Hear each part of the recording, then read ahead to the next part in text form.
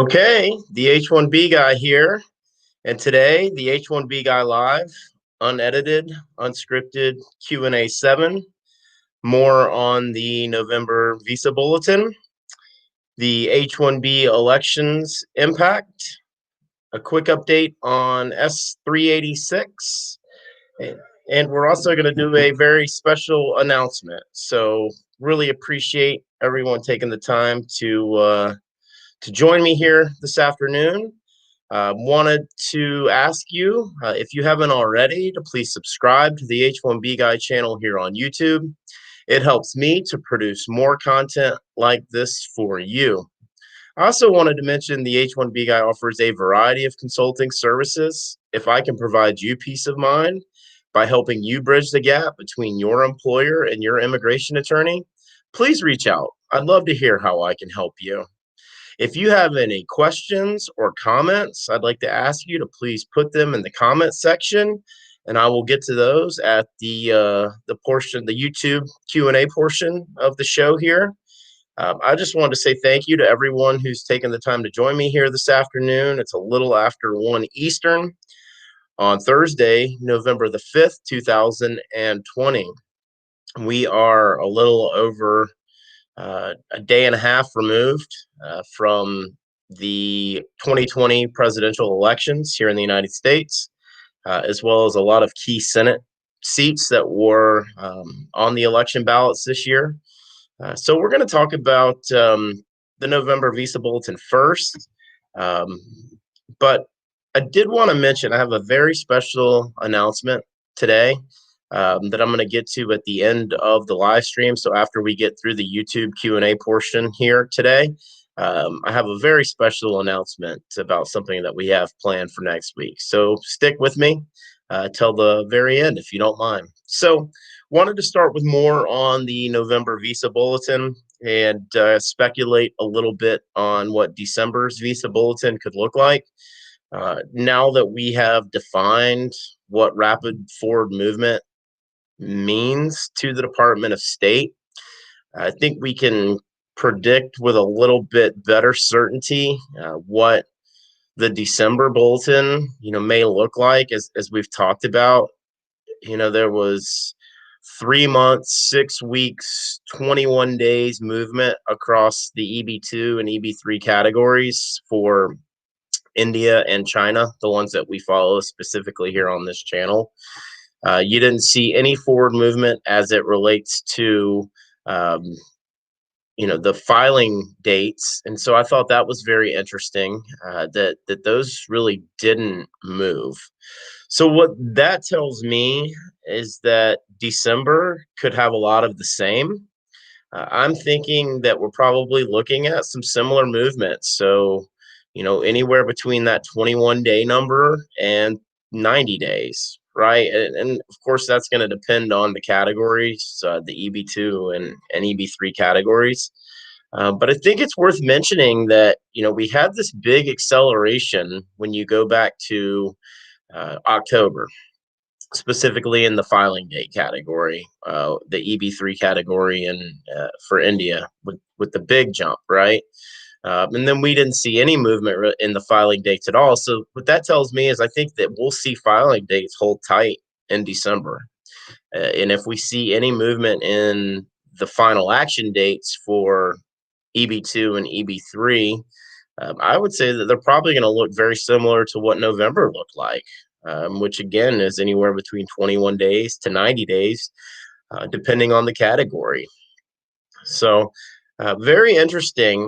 The other thing I wanted to talk about as it relates to the November Visa Bulletin, it really was the very last minute. I mean, we're talking about October, 29th, I believe, is when it was released. So only a couple of days removed from the end of the month. And if you look at how the calendar falls for November, I'll be very interested to see the date of release. You have Thanksgiving holiday, which comes over the last week of November, Monday, November 30th being the last day of the month. So What does that mean? Would they wait until the last day of the month to release it? Will we see it on Friday, November the 27th, or will they go with their Thursday release schedule, um, which would be Thursday, November 26th? Uh, if they decided to wait till the end of the month, as they've done over the last couple of months, or would they produce something, around the 19th, which is really only 14 days away? So it'll be very interesting to see how that goes as it relates to the release and what those dates look like. But um, good, at least for us to know what the definition of rapid forward movement is. I think we can apply that range, that 21-day to 90-day mark is that's what they mean when they say rapid forward movement. They meaning the Department of State. So I wanted to then jump over to the election's impact on the H-1B visa. We've talked about this a good bit here on this channel. We're not going to get into the results, but we do need to kind of look ahead as if former Vice President Joe Biden is going to win this election is being predicted right now. A couple of weeks ago, two Thursdays ago, I was asked who I thought would win. I said President Trump would be reelected at the time, and that still seems to be a possibility. Looks like it could be moving to some sort of court mandated, but I don't want to get into that. But I want to talk about the impact, and that is if what happens with former Vice President Joe Biden winning the nomination, we want to go back and look at what the voter turnout was. You're talking about 67% of all registered voters voted in the 2020 presidential election. And that's amazing. Very high numbers there. And you see that in the popular vote. Really the 2020 election, the voter turnout has set records. You're talking about over 90 million early voting. You're talking about a massive amount of mail-in ballots. You're talking about the extensive amount of in-person voting that took place. I shared my story on this channel here on Tuesday. Thank you for those that have taken the time to watch that. I know that strays away from what the content here on this channel typically is. But I thought it was important to talk about how easy it was for me. Georgia's gone to this digital in-person voting system, and I thought it was very efficient. Kudos to my local polling place and the workers that were there stationed. Just really appreciate what they do and allowing folks like me to take my children and set an example and have them experience what election day is like, our own piece of history. But as I watched Tuesday night and you kind of saw the results kind of go up and down, and it was very divided as you looked at the counties and the metros. But I want to just make one last point here as it relates to what this impact will be. And then I want to cover some of former Vice President Joe Biden's campaign policies towards immigration, which I posted back in August 10th of this year, August 10th, 2020, where I discussed, Joe Biden's campaign policies as it relates to immigration. But I think if we go back and look at if Joe Biden does win, where was the breaking point? And I think it goes back to the first debate and just what a train wreck it was. And if I look at, President Trump was very aggressive, very obnoxious, and honestly, it was a disaster. I mean, it just was. I'm going to call it what it was. That first debate was a disaster for both sides. But I think what it did is President Trump ended up losing a lot of the moderate vote. And you see that in the suburban numbers as it relates to the large metropolitan cities here in the U.S. So I want to cover the 9 points that I thought were important from the Biden campaign, as I discussed again on the video back on August 10th. And so here's a recap of some of the campaign policies as it relates to Joe Biden's immigration policies. support family-based immigration and reduce the family visa backlog, increase the number of visas offered for permanent work-based immigration based on macroeconomics and exempt from any cap recent graduates of PhD programs in STEM fields. 3, reform temporary visa system for high skill specialty jobs to protect wages and workers, then expand the number of visas offered and eliminate the limits on employment-based green cards by country. 4, restore and defend the naturalization process for green card holders. 5, raise global refugee admission target to 125,000 and seek to raise it over time, and will establish a minimum admissions of 95,000 refugees annually. 6, remove uncertainty for dreamers and reinstate the DACA program. 7, end workplace raids and protect other sensitive locations from immigration enforcement actions. 8, rescind President Trump's Muslim ban and reverse the asylum policies. 9, work with Congress to prioritize keeping families together and provide a roadmap for citizenship for 11 million undocumented immigrants, including 500,000 from India. And then the last one was prioritize the prosecution of hate crimes. So you can see that former Vice President Joe Biden's policies are wide, very pro-immigration, very much in favor of DACA, but what's not included in DACA is the DALCA, right? If he is to win election, I would think he would move very quickly to reverse some of these executive actions that have been in place. But I think we would see an H-1B visa that would be the same in its current form, just with some different restrictions around it. I don't think that former Vice President Biden would look to make reform significant towards the H-1B visa. If you go back to the Obama era presidency, where there really wasn't a lot of reform surrounding the H-1B, it was sort of maintain as is. So very interesting to see what could potentially happen here. As I mentioned, it's looking more like tomorrow before we have final results. So we'll continue to monitor what the impact of this election will be on the H-1B visa going forward. But there's no doubt, as I talked about on Monday, doing some speculation in terms of what a second term immigration blitz could look like for President Trump and the architect of that and the power that he wields.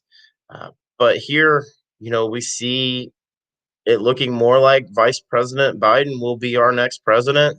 I discussed briefly the fact that Senator Bernie Sanders has been jockeying for the Secretary of Labor position if Joe Biden were to win the election. So we'll continue to monitor what those impacts are. We had some discussion on the YouTube channel, a couple comments earlier in the week about not sure whether to be afraid or excited about the possibility of Senator Sanders being Department of Labor. And I think, the discussion was we really don't fear his reform because we know there's some fairness. And I guess that's to be debated, and we're assuming that. But we'll definitely keep track of what's going on as it relates to the H-1B impact from the election. And then moving on, wanted to do a quick S386 update. The interesting thing, as we've talked about with S386, is going back the better part of 4 months now. This is the last year for S386. So what does that mean? Well, when you start to count how many days are left for the 116th Congress to meet, you look at the calendar, and I'll share a link to this calendar in the description of this stream once it wraps up here today. But by my count, I'm including Saturdays in this count. There are 29 possible days for S386 to be called back to the floor for unanimous consent. So I know a lot of you have continued to maintain your activity, have continued to call, have continued to tweet. I've talked about it. Your power comes in numbers. So continue to do that because you still have 29 possible days. Now, again, I've included Saturdays. That's roughly about 5 Saturdays. That's generally held for emergency type sessions. But with that being said, let's say it's 25 during the week, during normal business week, that the Senate could reconvene and S386 could be back on the floor for another unanimous consent vote. So there is still time. But as I've said before, I wasn't very positive that it would pass. I felt like that it would die in 2020. I still feel that way. But again, when you look at what's happened with the election, there's a lot that can change very quickly. And so we'll continue to monitor S386 here on this channel and on the H1BGuy.com. But there is hope, right? When you look at the days left for Congress to reconvene, for the Senate to have S386 back on the floor for a unanimous consent vote, there still is time. And so why do I support S386? And I think the backlog is atrocious. I think that having a country cap based on employment preferences is just not right. So, what am I in favor of? Well, ultimately, I'd like to see more balance. I'd like to see an increase in the green card allotment for employment based preferences. I'd like to see a reduction or some sort of fewer family-based preferences issued to those that aren't being directly sponsored. And then, of course, you look at these refugee numbers and you look at the diversity numbers as they impact the overall green card allotment. And it all comes back to, how do we have some sort of merit-based system, right? And I've talked about that a lot here on this channel. But ultimately, I think that's what it comes down to is phasing out, this temporary high-skilled employment-based visa that we have and creating some sort of longer-term, merit-based system. But we'll continue to monitor S386 here over the next few weeks. If you guys catch wind of anything, would love if you'd message me and keep me posted. Just really appreciate everyone who keeps me up to speed with some of the news that I've maybe missed or haven't covered. So thank you. Wanted to ask you, if you haven't already, please make sure that you like this video. Please make sure that you are subscribed to the H1B Guy channel here on YouTube. Just really appreciate everyone's support and taking the time to join the stream here this afternoon. So with that being said, didn't have a whole lot of questions come in on Twitter today. I can't say that I'm surprised. I personally took yesterday off to do some housekeeping around the office and still dealing with kids being out of school. So really excited to be back here today on the live stream. And just, again, thanks for everyone who's taken the time to join. If you have any questions for me here on YouTube, I'm going to get to the Twitter questions. I only have a couple. Go ahead and post any of those questions that you have for me in the comments section here on YouTube, and I will definitely get to those after we get through the Twitter Q&A. So I had made a comment on Twitter earlier that said awfully quiet. Let's get those questions in. And, at RC19 Mithun posted, watching the U.S. drama. And it's really what it is, right? I think my response to you was, it's like a bad movie. And I just, I'm curious who wrote the script. And I think your answer was #God, right? I mean, it really is mind-boggling when you think about what's going on right now. One of the things I've talked about is the need for a third party here in the U.S., a viable third party, right? I think that that would create more balance, specifically in some of the large metropolitan areas.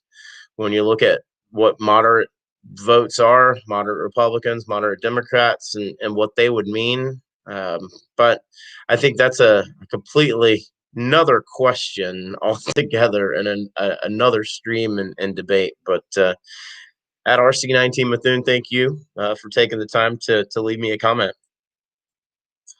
Um, at Kumar25 Pavan asks, any update on the wage rule lawsuit? Thanks. Yeah, you saw some news about the actual wage rule designation, the 208K salary that had been out there. Which, golly, if you think about, that's the wage level for an H1B level 3 or 4, 208K. But I believe that was generally referring to physicians, medical professionals, but it's a pretty high salary when you look at the peers, right? So, but to answer your question, I went back and looked, and the lawsuit was filed on, from what I could gather, looks like October 19th.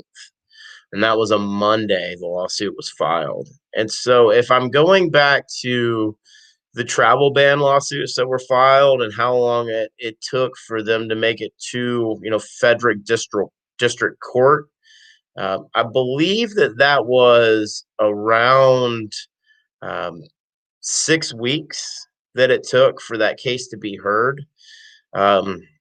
So, quick math would tell me, we're probably looking at the beginning of December for that case to be heard and some sort of ruling to be issued.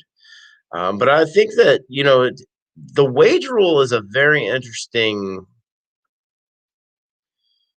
topic when you talk about H1B reform and when you look at the H1B interim final rule and some of the stuff that we've talked about, we've been in favor of and have agreed with. The wage rule is just out of whack. And the interesting thing that I found about the wage rule, and I saw something yesterday that was a sound clip that came up on Dave Ramsey's YouTube channel with Chris Hogan. Chris Hogan, the author of Everyday Millionaire, and they were talking about your everyday millionaires and what that means. It basically is all of your net assets minus any debt, right? And so they got into this discussion about the war on wealth, and it made me think about a lot of H1B holders that I know that have been here working in the US for a long time, that are very financially conservative and have accumulated a lot of assets and wealth.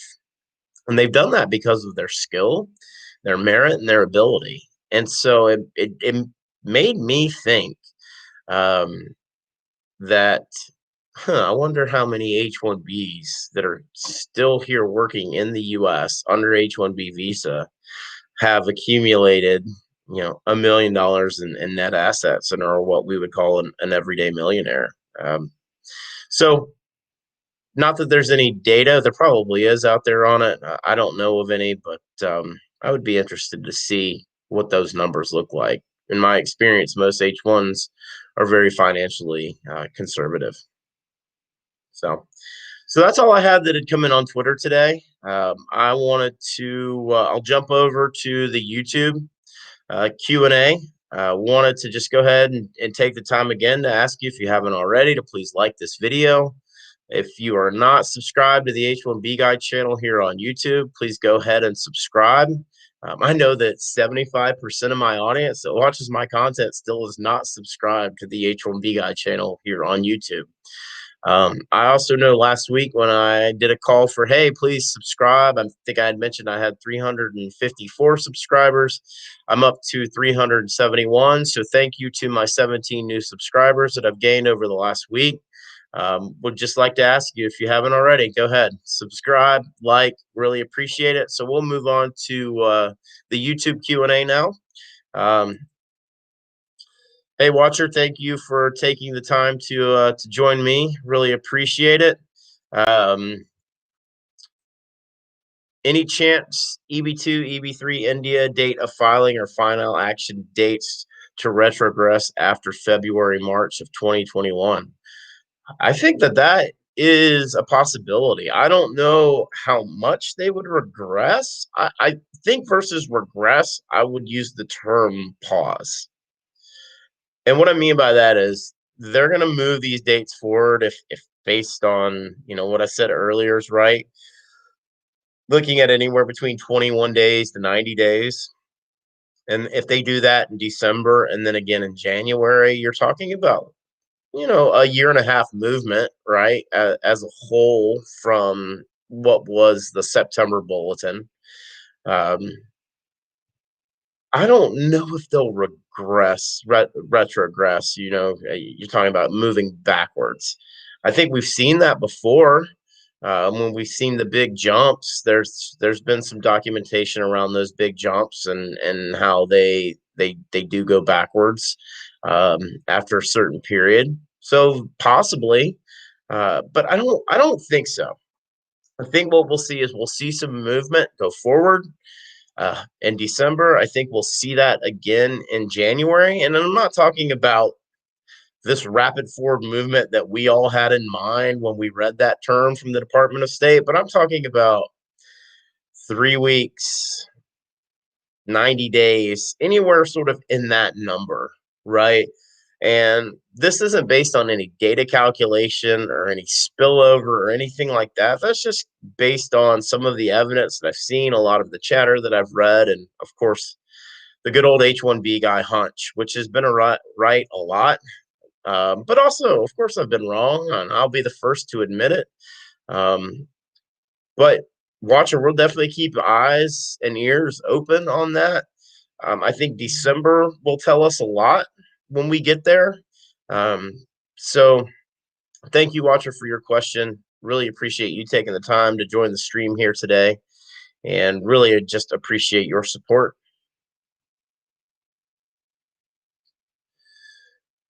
Nagendra Chaka asks, when is December Visa Bulletin coming? So Nagendra, thank you for taking the time to join the stream here today. Really appreciate your question.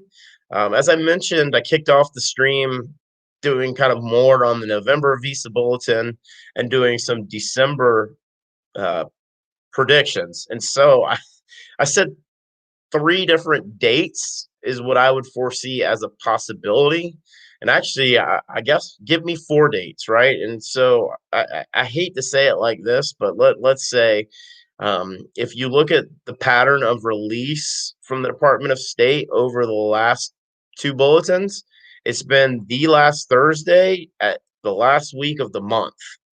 And so when you look at November, that's Thanksgiving this year. Now, I wouldn't put it outside of the Department of State to have that prepared to release Wednesday night, push it out Thursday morning. But I have a hard time thinking that they're going to post something on Thanksgiving. So that leads me to believe we would either see it on Friday the 27th, or if they want to get it out earlier, that would move it back to November 19th. That would be the second to last Thursday of the month. And then if they are really waiting till the very end, now we're at Monday, November 30th. So I will go with Friday the 27th first, November the 19th second, and then November the 30th third, as when we could see the December Visa Bulletin be released. Thank you for your question, Nagendra. Really appreciate your support, taking the time to join the stream here this afternoon, and your question. If any of you else out there have any questions, please post those in the comments. Have just a couple more comments here on YouTube, and we'll get to our special announcement. Hey, Watcher, no problem. Thank you for the question. I appreciate your interaction and taking the time to join the stream here today. Let's do a quick check on Twitter, see if anything else came in. Okay.